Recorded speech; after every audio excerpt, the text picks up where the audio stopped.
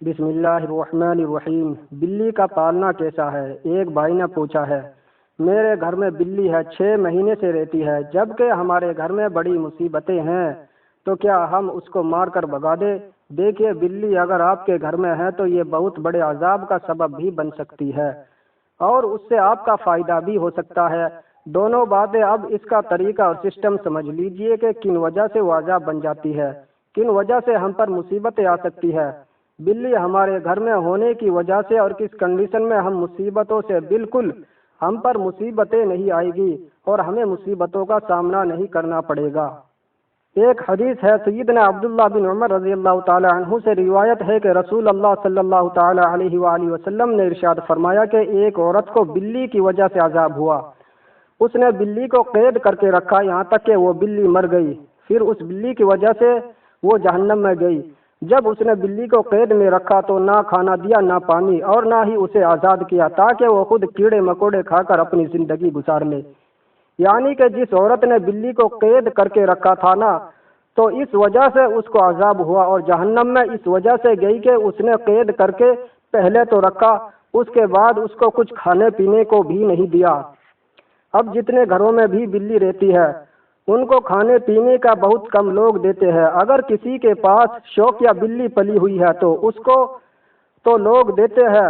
بعض لوگ بلی کو سنت سمجھتے ہیں کہ بلی کو پالنا سنت ہے، حالانکہ بلی کا پالنا سنت ہے، اس کا کوئی ثبوت حدیث میں نہیں ملتا ہے۔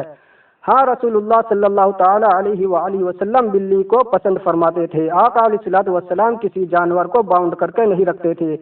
آقا علیہ الصلوۃ والسلام ایک مرتبہ جا رہے تھے، راستے میں گزر ہوا تو ایک ہرنی بندھی ہوئی دیکھی، تو آقا علیہ الصلوۃ والسلام سے اس ہرنی نے شکایت کی کہ یا رسول اللہ صلی اللہ تعالی علیہ وسلم، ہمارے معصوم چھوٹے چھوٹے بچے ہیں، اور ہمیں فلاں شخص نے ہمیں باندھ لیا ہے اور ہمیں آزاد نہیں کر رہا ہے، تو اگر آپ ہمیں تھوڑی دیر کی مہلت دلوا دے تو پھر ہم اپنے بچوں کو دودھ پلا کر آ جائے۔ تو آقا علیہ الصلوۃ والسلام نے ارشاد فرمایا کہ جس صحابی کی تھی، تو آقا علیہ الصلوۃ والسلام نے ان صحابی سے کہا کہ اس کو چھوڑ دو، تو انہوں نے چھوڑ دیا، وہ چلی گئی، اور آقا علیہ الصلوۃ والسلام وہیں پر کھڑے ہو گئے۔ تھوڑی دیر کے بعد وہ ہرنی واپس آتی ہے اور کہتی ہے کہ آپ صلی اللہ علیہ وآلہ وسلم، میں دودھ پلا کر اپنے بچوں کو آ گئی، اور آقا علیہ الصلوۃ والسلام اونٹ کی اور جانوروں کی مری ہوئی گو کی سب کی آوازوں کو ہمارے نبی صلی اللہ تعالی علیہ وآلہ وسلم سنتے تھے اور ان کو جواب دیا کرتے تھے، بات کیا کرتے تھے ان سے، کیونکہ یہ ہمارے نبی صلی اللہ علیہ وآلہ وسلم کا معجزہ تھا۔ تو جب وہ ہرنی آئی تو صحابی نے اس کو پھر باندھ دیا، تو آقا علیہ الصلوۃ والسلام نے ارشاد فرمایا، صحابی یہ مجھے ہدیہ میں دے دو۔ انہوں نے دے دی۔ آقا علیہ الصلوۃ والسلام نے فرمایا کہ پیسے لے لو مجھ سے، تو انہوں نے کہا یا رسول اللہ صلی اللہ علیہ وسلم، یہ آپ کے لیے ہدیہ ہے۔ تو آقا علیہ الصلوۃ والسلام نے ارشاد فرمایا کہ جا، میں نے تجھے آزاد کر دیا۔ وہ ہرنی چلی گئی، اور آپ صلی اللہ علیہ وآلہ وسلم نے ارشاد فرمایا کہ سچ نجات دلاتا ہے کہ اس نے سچ بولا اور ہمیشہ کے لیے یہ آزاد ہو گئی۔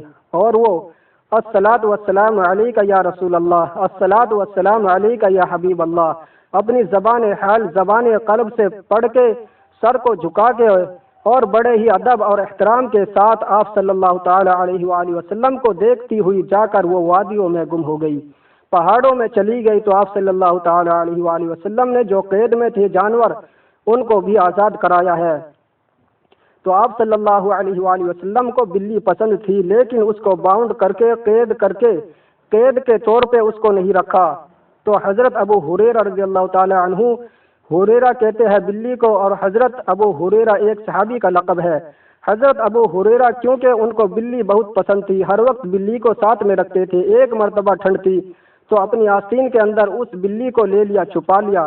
تو آپ صلی اللہ علیہ وآلہ وسلم نے یہ بلی سے ان کی محبت دیکھ کر فرمایا، ابو ہریرہ، یہاں سے کچھ لوگ معنی یہ نکالتے ہیں کہ بلی کا باپ، کیونکہ ابو ان کے معنی ہوتا ہے، تو عربی جو ہے بڑی وسیع زبان ہے، اس میں یہ نہیں ہے کہ وہ یہاں سے مراد بلی کا باپ ہوا، نہیں، بلکہ یہاں سے مراد ہوا بلی والا، یہ نہیں کہ بلی کا باپ۔